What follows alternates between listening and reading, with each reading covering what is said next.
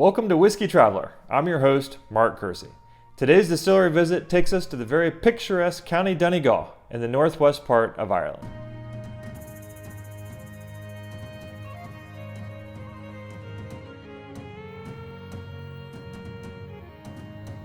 We'll check in with the owners of the Sliabh Liag Distillery as they work towards their goal of reclaiming Donegal's distilling heritage. So we are here today at Sliabh Liag Distillery with Jim and Moira Doherty, and we're talking about Donegal and what makes the whiskey here special. And so let's just start with that. Why are we here? What are we looking at? So this is the whiskey distillery that we're building. It's the Ardra distillery will come on stream next month. Essentially, we're trying to reclaim the distilling heritage of Donegal, and it's to reclaim that pre-prohibition kind of smoky whiskey style that's really got lost from the Irish category now, and bring back that flavour and that distinctiveness that really only Donegal could bring to whiskey.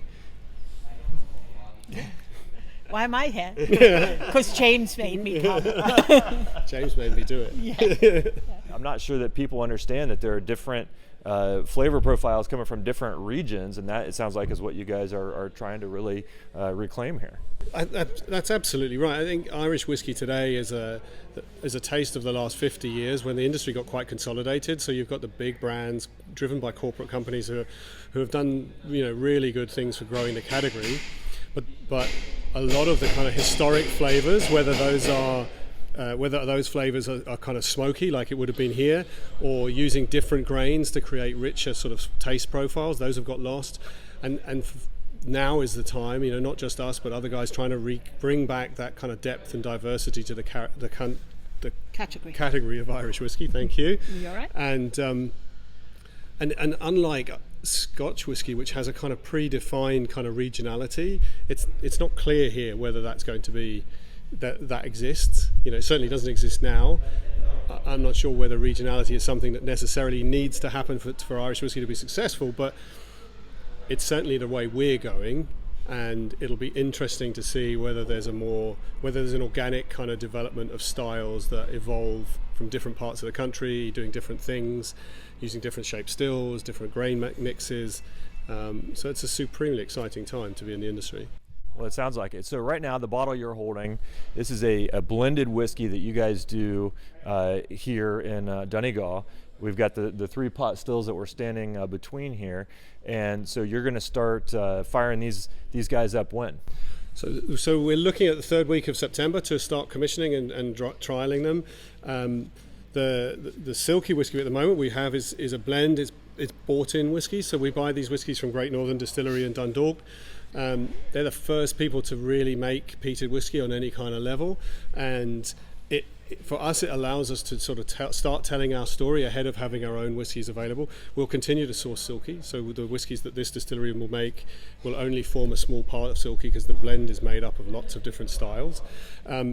But we'll probably have 3 or 4 months from September where we're learning the kit, learning about what works, which yeast varieties work, which grain mixes work, and then we'll look to try and build that into the kind of core style. So picking up on the theme of blending, I'm not sure that most consumers of whiskey understand the blending process. So you guys work with the company, the Great Northern in this case, yep. and you work with them on a proprietary blend, right? So you're not just buying stuff that they just have lying around, but you actually work with them on the recipe. Yeah, so Great Northern's a fantastically flexible plant, so they make about 25 styles of whiskey, from double distilled, triple distilled, peated, unpeated, lots of different cask finishes. And we're very fortunate that the head distiller is actually ex-William Grant, so he's a colleague of mine from probably 15 years ago now. And we knew what we wanted from the style of whiskey, and I was fortunate that in my time at Grant's I spent time with David Stewart, the master blender for Grant's and Balvenie and Glenfiddich. So we knew kind of the structure of the whiskey we wanted to make, and we were able to go and spend time in the lab with the guys with Brian and his team, and then pick out the whiskies that said, look, we're trying to get to a whiskey that's inspired by, and certainly in dark silky, this is inspired by the flavour, the taste of my granddad's pipe.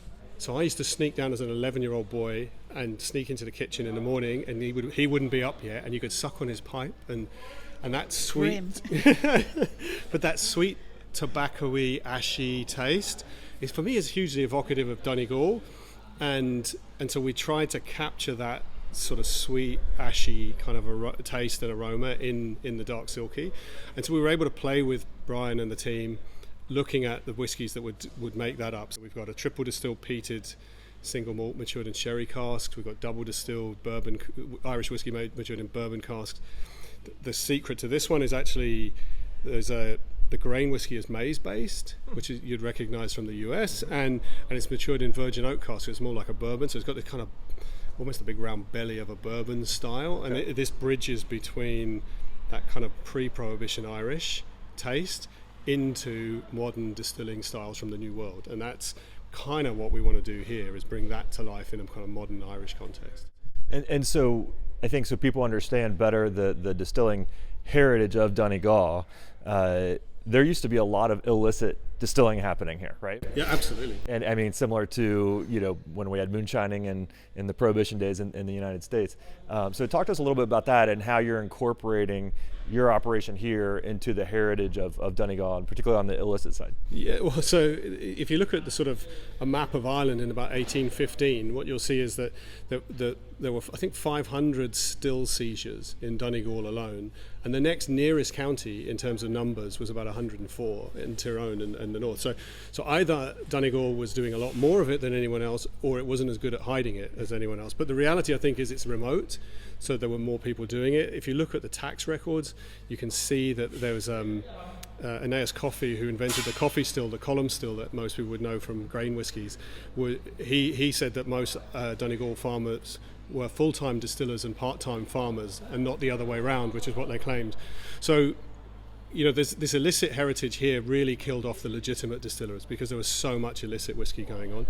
And we've built a process here that if my granddad was to arrive, drop back into the world today, which would be a lovely thing, he would recognize the fact that we're cooking on the grain, we're fermenting on the grain, and taking the grain all the way through to the wash still in a process that's let me think, it's similar to Woodford Reserve. So Woodford Reserve have a similar process, keeping the grains in the process. So it's what an illicit distiller would recognise, done in a very modern and quite industrial scale, really, by their standards. Well, it's a beautiful facility, and obviously it's not completed yet, but you could definitely see, you could visualize what it's going to look like when it is done. And that's just fascinating that you're able to capture that old heritage into a very new and modern facility, and bring it forward. So talk to us a little bit about the town around us here and what you guys are doing, because we've talked to other distillers and gotten a sense, we've seen the visitor centers and all of that, but I think you guys are doing things a little differently here. So talk to us about that. Yeah. Okay. Ardra is a seaside town. You wouldn't think it, but the sea's just the other side of the village, and it's a festival town. So the population here really pulled together. They're a great community to be in, and have really supported us. James and I have decided that we don't want to do hospitality. Because the village has so much good going on as far as bars and restaurants and things go, we're having the visitors who come to us park in the village car park and cross a bridge over the river and then walk up to the distillery, so that when they're done seeing us, they'll go back into the village and have their lunch or stay over, whatever they want to do. Here we welcome anyone to come and see us. You'll be able to tour the distillery, have a taste of our liquid, and then go back to the village and support the village too. They're weavers, there's all sorts of things going on, isn't there? Most traditional crafts are here. Yeah, there are festivals in the summer most weekends. Lots and lots of festivals, music festivals, all sorts of things. It's a great village, really good village. Yeah, it's about completing the village in terms of its offer to a tourist, rather than competing with the village.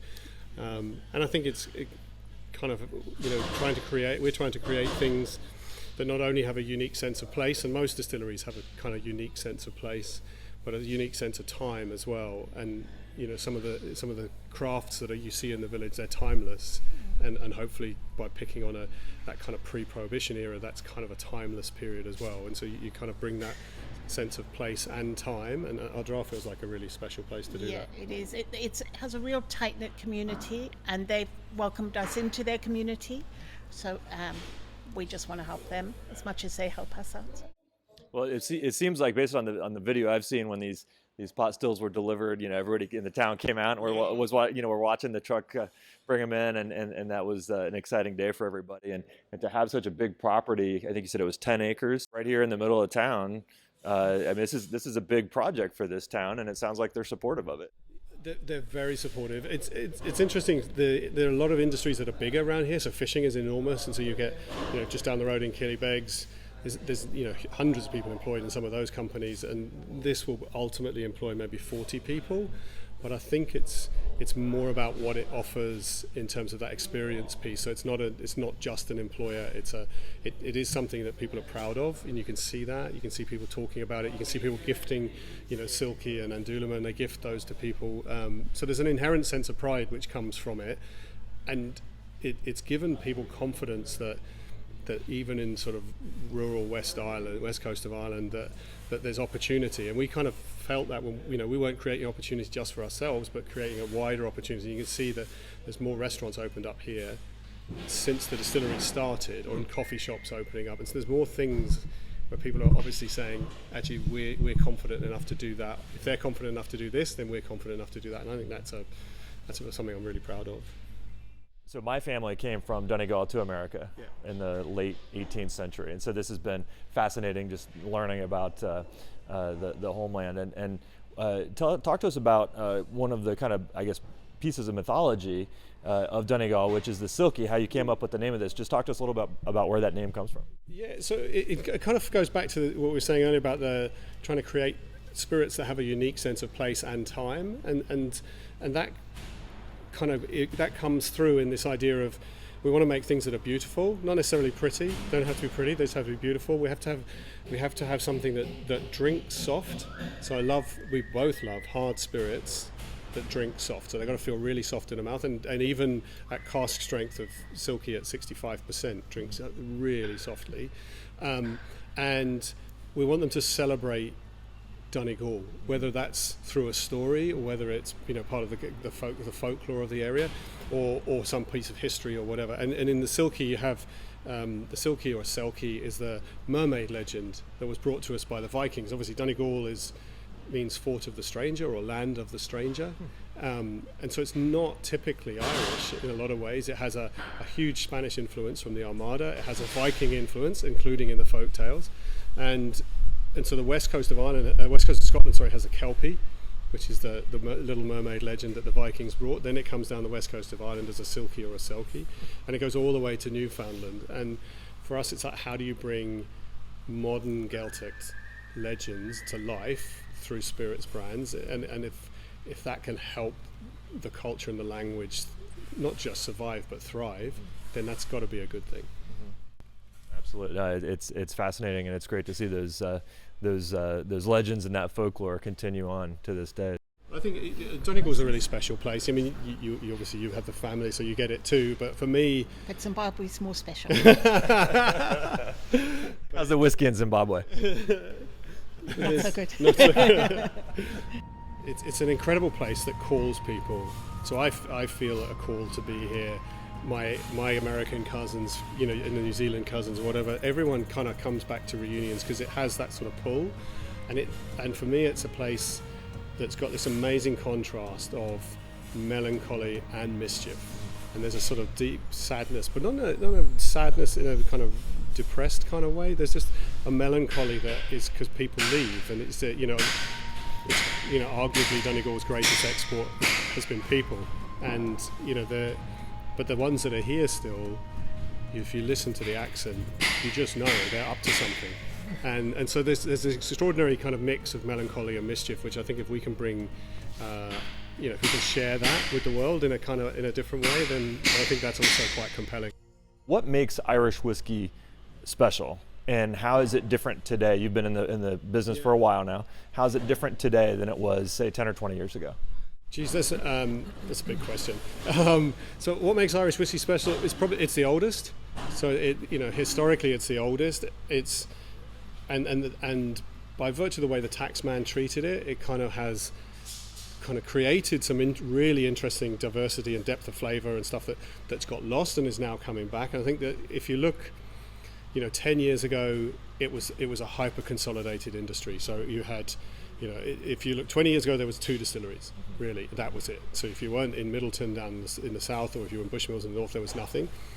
If you look 10 years ago, there was 4 or 5 distilleries, and if you look now, there's 40. Interestingly, none of the ones that have come in now, including ours, are big enough. So the category is growing, particularly in the US, at such a speed that the opportunity is definitely there.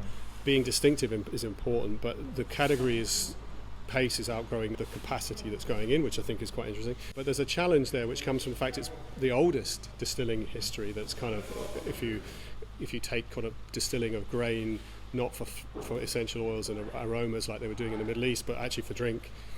So it's incredibly old, and it's got the oldest records, but it's also, because it's hyper consolidated and now breaking out, it's incredibly young. So there's this massive innovation happening at the moment where people like ourselves coming in, trying to do different things, new things, trying to resurrect old things, and I think that's an incredibly positive thing. And it's kind of almost like the new Ireland that you see. There's Ireland as a progressive, younger kind of country is almost manifested in the whiskey industry, and that in itself, I think, is kind of hugely exciting, especially as you sort of start to see that diversity coming back. It'll give people so much space to come and play in, from a drinker perspective, but also from a producer perspective. Absolutely. Well, and it's exciting from the standpoint of an American to be able to have access to a lot of different products from Ireland that we didn't necessarily have access to not that long ago. Yeah. Obviously, there's a lot being produced today, and it's just exciting that, obviously most American cities have multiple Irish pubs, right? So there's ample opportunity. There's a lot of Irish heritage in America, and so it's exciting to be part of that growth story, because there is so much history here, 400 years of history. So exactly. I mean, it's this, and there's room for everyone. So it's a very collegiate kind of group at the moment. Most of the, if you look at the younger players, the big guys are actually very supportive at a technical level. I can phone up Tommy Keane at Irish Distillers, at Jameson down there, and say, look, we're having a problem here with a still. We're trying to work out what to do. He'll let open the door to all of their techies and help us out. And then within the smaller players like ourselves, everybody's got headaches. And we're all kind of at different stages, so we've probably all had a headache that someone else has got now. Okay. And so there's WhatsApp groups for everything you can imagine, from shipping to distilling to brewing. The guys are kind of sending out a message and just saying, I can't get my container to Germany, what can I do? And it's like, you phone so-and-so, and it's, that collegiate nature is something to be treasured, and probably something we need to work hard at maintaining. Right. Well, and I imagine that the patchwork of extensive regulations in the United States on importing and distribution and everything else contributes to those headaches. So I on behalf of our country, I apologize for that. It should be simpler, but hopefully it sounds like you guys are making good inroads there. It is. I mean, the US behaves as 50 countries, really. I mean, it's not interesting. I think in some places we've started to refer to Canada by states rather than by the country, because the requirements from each of the different liquor boards is more complicated, and we haven't got a single importer. For us, thankfully, with Henry Price in California, we've got a single importer who helps us navigate that kind of complexity. But I wouldn't like to be doing it without someone like him on the side, for sure. Yeah, you definitely need that inside knowledge, because it's it is a minefield of regulation and paperwork and everything else, as you guys know far better than I do. Yeah, and I suppose we have the headache with the gin. So, with Morazan Dulaman, the three of the seaweed ingredients in the gin are recognised as foodstuffs, but they're not recognised as botanicals for distilling in alcohol. So we're wading through treacle, I think, really, when it comes to dealing. We've got to go through FDA, GRAS registration. So we actually have to get each individual botanical recognised as a foodstuff, and then as a botanical ingredient. And it's not looking good. It's not looking good. We're going to have some other variants of Andulaman which will not have as many seaweeds in them. So the trickier ones are the ones we probably will leave out, so that if we can't get andouillemain in, we might get one of the others in instead, which will still contain seaweed, just not the ones that are giving us the biggest headache. But andouillemain as it is will never change. So, we won't leave anything out and send it just without that. No, it'll always have to be andouillemain is andouillemain, and that won't change. So it might not go to America at this rate. But that might be just the duty-free selling slogan, not available in the US, probably means that every US customer is going to buy it on the way through. So, Well, that's true. so quite possible. stranger things have happened. Absolutely. I mean, that's a vodka bottle, really. Okay. So if you look at the shape of a silky bottle, it's again trying to challenge, the Donegal kind of way. So you're trying to challenge the way people think about it. So the bottle's tall, thin, elegant, like the mermaid when she comes ashore, but actually it's almost wine-like. Yep. It's a bit vodka-like. Yep. And then the pared back kind of design, instead of having an Irish name and lots of Victorian scroll work, lots of gold foiling, all that kind of stuff, we've kind of pared it right back, and then there's almost this sort of a reassuringly serious piece of Irish whiskey stuff at the bottom is kind of how how we were designing it, how we thought about it. There's kind of the branding piece is modern and not really fits with the Irish whiskey category, probably fits closer to kind of where the sort of vodka and white spirits have gone, but it's got enough whiskey language sort of top and bottom to balance it. That's hopefully what will come out of it. We did originally have the mermaid was originally just a varnish, she wasn't in foil, and so she was always kind of slightly ethereal. That was the really clever marketing piece. What we realised is that no one noticed. So we learned that some things need to be a little bit more obvious. Right. Well, thank you so much for having us here. It's so exciting to see the progress here. It's great to see what you guys are doing to bring this heritage back, and look forward to visiting again when it's done and we can see everything up and running. Absolutely. And it's going to be very exciting. Come and see us again, and we'll get time to have a proper taste in a bar, and the whole thing will be running. It'll be nice and warm in here, and We'll have a window. yeah. But yeah, look forward to that. See you soon. Very good. Thank you both. Appreciate it. Thanks, Nell.